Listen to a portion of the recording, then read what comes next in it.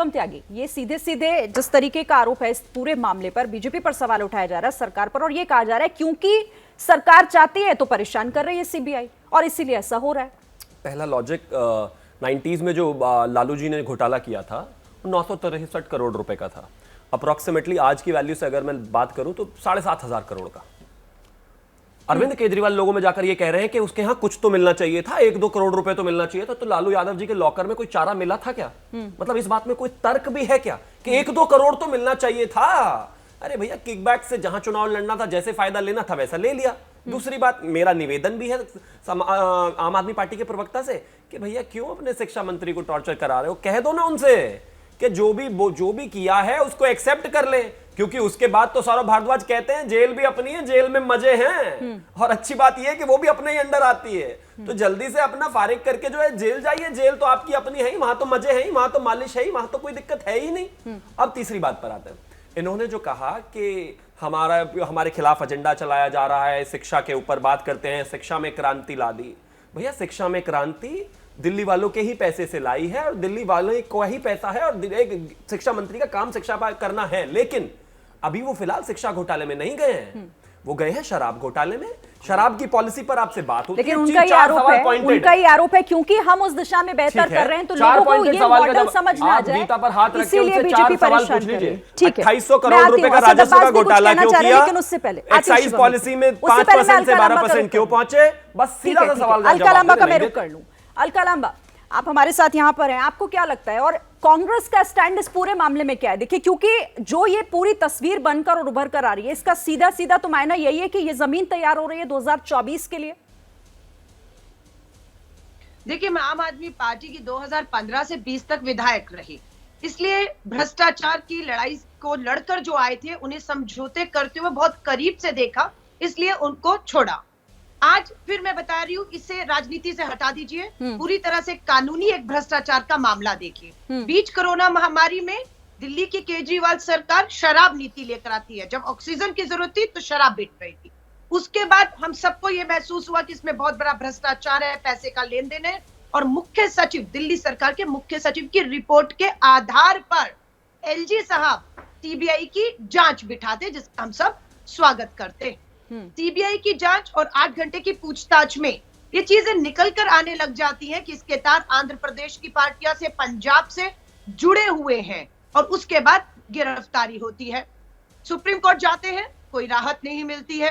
आज CBI court में जाते हैं और सीबीआई कोर्ट भी रिमांड को जारी रखती है और बेल देने से मना करके 10 मार्च तक इंतजार करने को कहती है। बेल का आधार क्या था? हमने भ्रष्टाचार नहीं किया, ये नहीं कह रहे थे, ये कह रहे थे कि मेरी बीवी, मेरी धर्म पत्नी बीमार है इसलिए दे दीजिए। जब जज साहब ने नहीं माना तो बोला चलिए होली का त्योहार 8 तारीख को आ रहा है, मुझे होली मनाने दीजिए, नो को वापस आ जाएगा। तो आप देख रहे हैं कितनी गंभीरता है। और दिल्ली के मुख्यमंत्री को बिल्कुल मालूम है भ्रष्टाचार हुआ।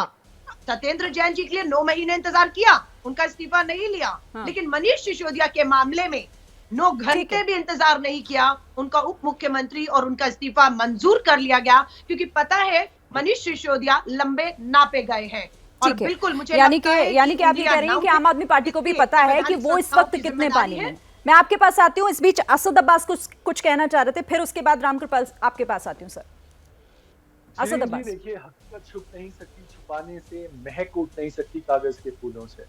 आम आदमी पार्टी, और अगर आप भाजपा को देखें तो आज भाजपा बौखला गई है, डर चुकी है आम आदमी पार्टी से, क्योंकि 10 साल के अंदर 3 बार दिल्ली जीतती है। और ये दिल्ली सिर्फ दिल वालों की नहीं, दिमाग वालों की भी दिल्ली है। और इसीलिए उन्होंने अरविंद केजरीवाल की आम आदमी पार्टी को, सरकार को वोट दिया। सिर्फ दिल्ली नहीं, पंजाब और गुजरात के साथ नेशनल पार्टी भी हो चुकी है। इसी के साथ जो मोदी जी कह रहे थे कि कट्टर ईमानदार लोगों से डरो या कट्टर ईमानदार लोगों से बच के रहो, जी हाँ, बिल्कुल मोदी जी, आपको और आपके जो भ्रष्ट जो दोस्त है अदानी जैसे डरना चाहिए कट्टर ईमानदार लोगों से। और एक बात बता दूं, ये सीबीआई ईडी आईटी जो तोते के पिंजरे हैं, सिर्फ ऑपोजिशन के लीडर्स के लिए है क्या? शुभेंदु अधिकारी का नारदा स्कैम कुछ नहीं होता, हिमांता बिस्वा शर्मा का ब्राइबरी स्कैम कुछ नहीं होता, येडियुरप्पा का माइनिंग स्कैम कुछ नहीं होता, जनार्दन रेड्डी का माइनिंग स्कैम कुछ नहीं होता, भावना गाली, शिंदे सेना के तमाम जो मेरे पास एक लिस्ट है, इन पर कुछ नहीं होता। लेकिन असद अब्बास, अगर उन मामलों में कार्रवाई नहीं हो रही तो आप चाह रहे हैं कि इस मामले में भी कार्रवाई ना हो, ये कहना चाह रहे हैं? 10 सेकंड में समाप्त, बोलिए। शिरीन जी 10 सेकंड में खत्म करा जी, थैंक यू। शिरीन जी, मैं ये बताना चाह रहा हूँ कि जो भाजपा के जो तमाम लीडर्स हैं उन पे कुछ नहीं होता, सिर्फ ऑपोजिशन के लीडर्स के लिए। आज भाजपा एक वॉशिंग पाउडर निर्मा हो चुकी है, वॉशिंग मशीन हो चुकी है। भ्रष्ट नेता को अंदर डालो और सफेद दूध जैसे धुले हुए नेता बाहर। मैं शिवम, एक सेकंड मुझे दीजिएगा, रामकृपाल जी भी हमारे साथ है, एक रिएक्शन उनका ले लूं, फिर मैं फौरन आपके पास आती हूँ। रामकृपाल सिंह जी, आपको क्या समझ आ रहा है सर, ये जो सीबीआई का शोर और इस बीच तरह तरह के बयानों के तीर जो चलाए जा रहे हैं, क्या ये 2024 से पहले की पटकथा आप देख रहे हैं या क्या समझ पा रहे हैं आप इसको? देखिए, इसको 2024 की पटकथा कहना बड़ा सरलीकरण।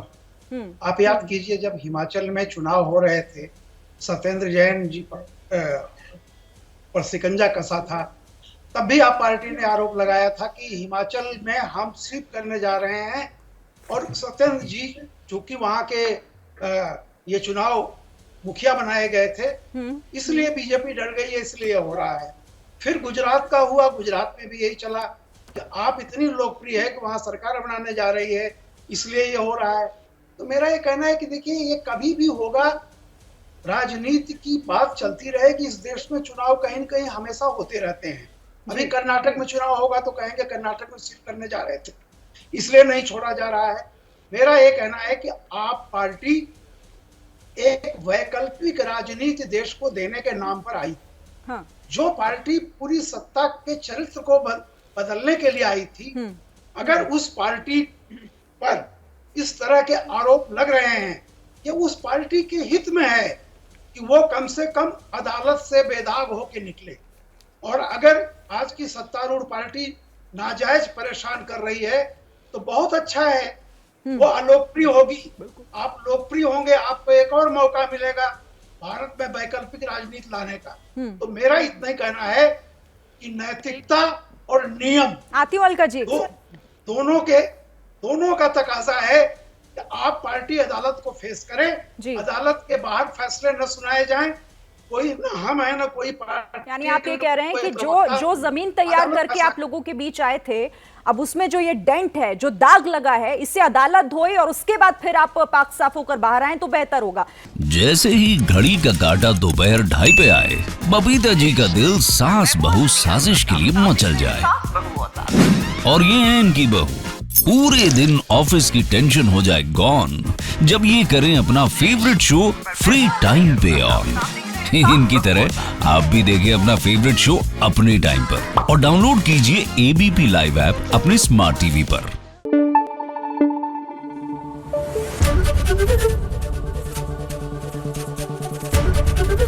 एबीपी न्यूज आपको रखे आगे।